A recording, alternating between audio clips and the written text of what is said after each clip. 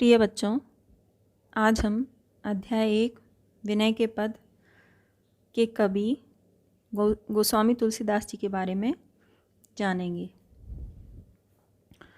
गोस्वामी तुलसीदास जी का जन्म ग्राम राजापुर, जिला बांदा, उत्तर प्रदेश में सन 1532 में माना जाता है। यहाँ पर आप लोग ध्यान दें, प्रश्न पूछे जाते हैं कि तुलसीदास जी का जन्म कब हुआ था, कहाँ हुआ था, किस सन में हुआ था। तो आप याद रखें कि इनका जन्म ग्राम राजापुर, जिला बांदा, उत्तर प्रदेश में सन 1532 में हुआ था। इनके पिता का नाम आत्माराम दुबे तथा माता का नाम हुलसी था।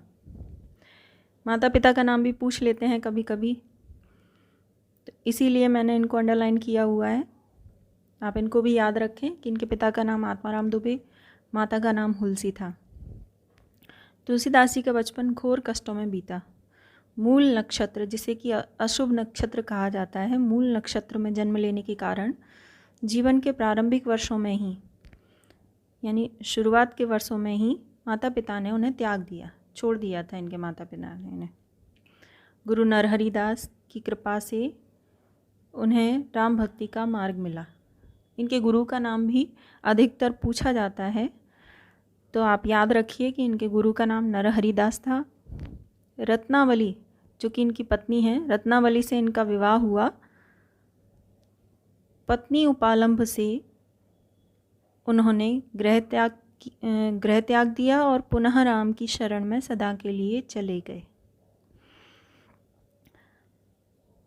पत्नी उपालंभ, अब आपके मन में प्रश्न उठ रहा होगा कि उपालंभ क्या होता है। तो उपालंभ के कई अर्थ हैं: शिकायत, उलाहना, निंदा, दुर्वाक्य।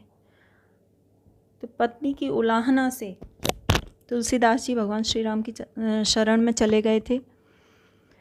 इनकी पत्नी के बारे में एक बड़ी रोचक कहानी है, मैं वो भी आपको सुना देती हूँ। तुलसीदास जी अपनी पत्नी रत्नावली से बहुत अधिक प्रेम करते थे, अत्यंत मुग्ध थे उन पर। एक बार क्या हुआ कि उनकी पत्नी मायके चली गई। तुलसीदास जी वर्षा ऋतु में घनघोर अंधेरी रात में मूसलाधार बारिश हो रही थी, अपनी पत्नी से मिलने के लिए चल दिए। मार्ग में उफनती नदी पड़ती थी।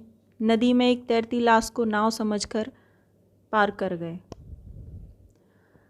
तत्पश्चात जब पत्नी के मायके पहुँचे तो खिड़की पर लटके हुए सांप को देखकर उन्होंने सोचा कि शायद उनकी पत्नी ने उनके लिए रस्सी लटका रखी है, और सांप को रस्सी समझकर घर की छत पर चढ़ गए।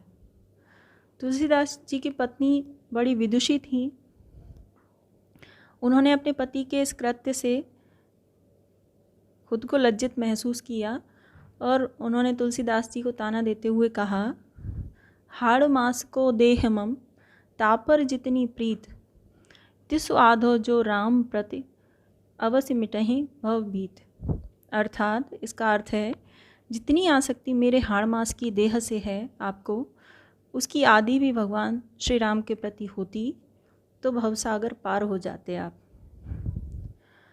तुलसीदास जी ने पत्नी के इस उलाहने को बड़ी गंभीरता से लिया और उनकी जीवन की दिशा और दशा दोनों ही परिवर्तित हो गईं। इसके पश्चात वह भक्ति में ऐसे रमे कि बस राम के ही होकर रह गए। ये तो एक कहानी थी इनके बारे में जो मैंने आपको बताई।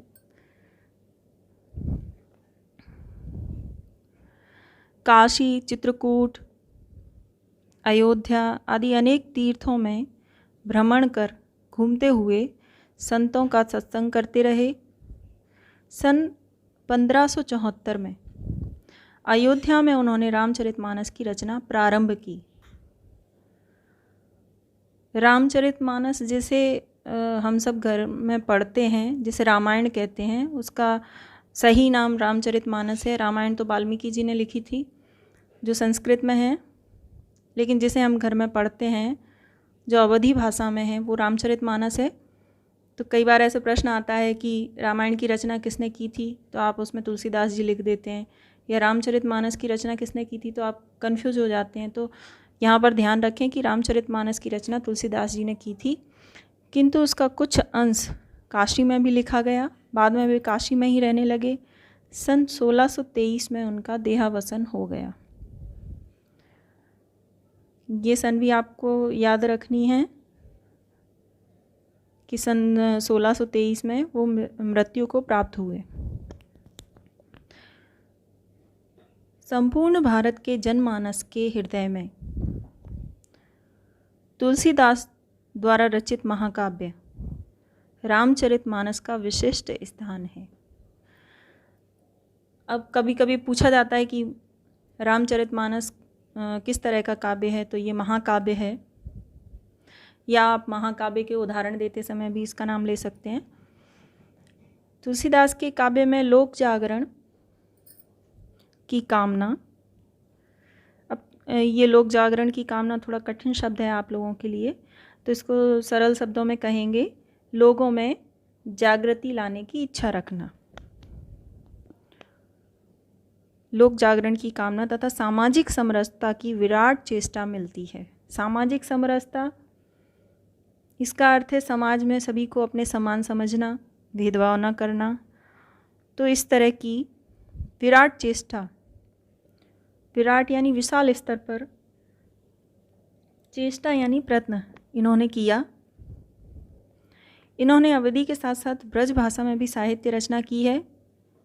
हिंदी साहित्य के भक्तिकालीन कवियों में गोस्वामी तुलसीदास का शीर्षस्थ स्थान है, यानी इनका स्थान शीर्ष पर सबसे ऊपर है। इनकी कुछ रचनाओं में आप देख लीजिए, इनकी रचनाएं दी हैं नीचे जो मैंने अंडरलाइन की हुई हैं, इन पर आप ज़रा ध्यान दें। रामचरितमानस जो कि महाकाव्य है, विनय पत्रिका, गीतावली, कवितावली, दोहावली, कृष्ण गीतावली, जानकी मंगल, पार्वती मंगल, बर्वे रामायण आदि इनकी श्रेष्ठ काव्य रचनाएं हैं। धन्यवाद।